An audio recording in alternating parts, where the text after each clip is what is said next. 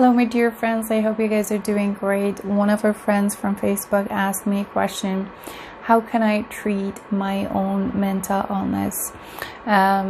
This is a very difficult question for me to answer, and you guys might know that as a psychologist who has been to school studying psychology and also being trained and how to help people who are struggling with mental health, it's not easy for me to say that yes, you can do it on your own, because I'm trained to help people.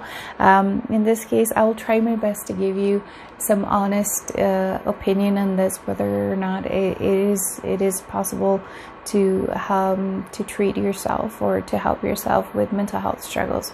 But before that, I'm going to share some of my concerns. So number one concern is, how do you know what you're struggling with? How do you know if it's depression or it's anxiety? Is it a personality disorder? It's ADHD? What kind of struggle do you have? So this would be a tricky zone for you to actually even know what you're dealing with, so that the next step would be, what is the treatment that you can help yourself with? So I think that would be helpful to know what you're struggling with. In this case, you can probably book an appointment with your family doctor, which sometimes I think GPs are not that much trained, but you can probably go and see a psychiatrist, get your diagnosis. I don't know in the rest of part of the world, but here seeing a psychiatrist is, because they're medical doctors, you don't have to pay. So there's a waiting list, of course, that's the difficult part, but if you go and see and then get your diagnoses, that can be helpful. And also, speaking of psychiatrists, they can give you medication.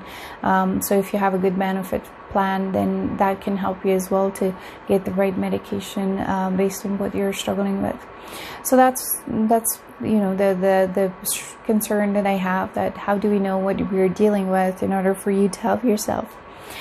But let's assume that you do know that what, for some reason, somebody, a psychiatrist or a family doctor or even yourself, know that what you're going through is, for example, depression. So in that case, how can you help yourself? So I go back to what I said in my many previous videos, that your mental health and your physiological health are linked together. They're not dual, they're not separated from each other. So if you're taking care of your physical health, that can influence your mental health as well.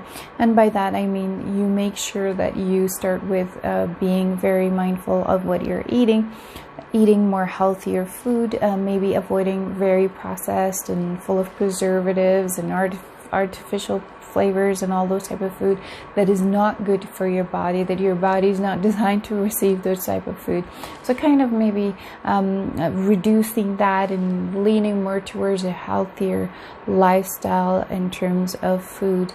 So starting from that, food is the basic, and then going on towards, if you can get more physically active. Just I know in Canada, because now it's winter season is coming and outside is very cold, and going for a walk is not that easy. So if you're working from home and you're always home, so physical activity would be also very important, making sure that at least 20 minutes a day you're doing some sort of physical activity.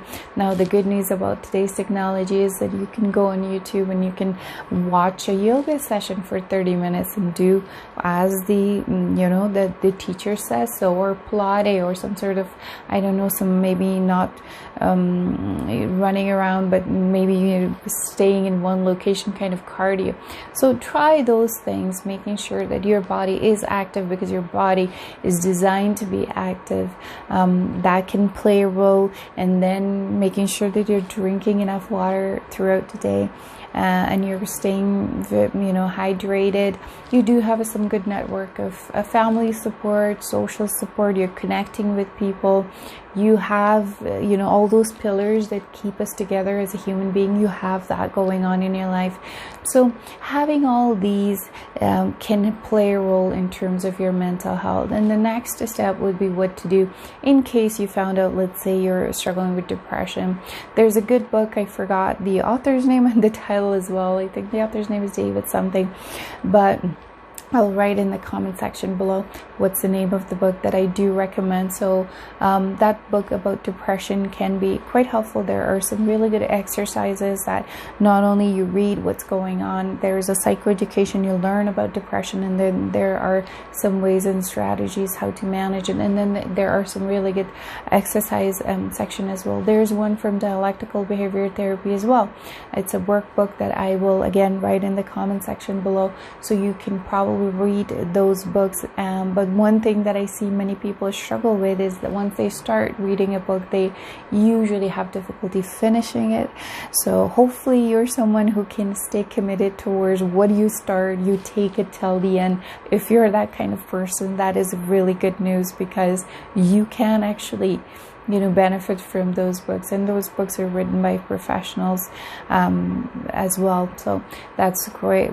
That can be helpful. That's also great news that it's written by professionals. It's not just some lay people's experience, right?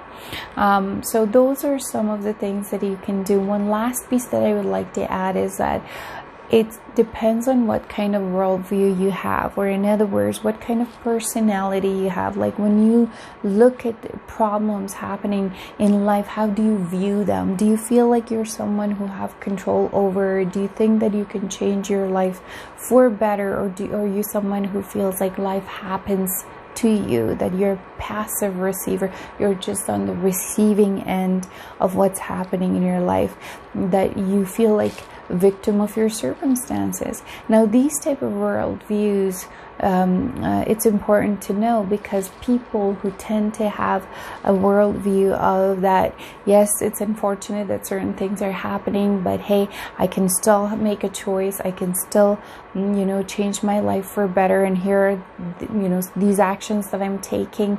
Again, actions can be trial and errors. There are things that work for you, there are things that won't work for you, but still you feel that you're in driver's seat, you're running your life, even though the circumstances sometimes is not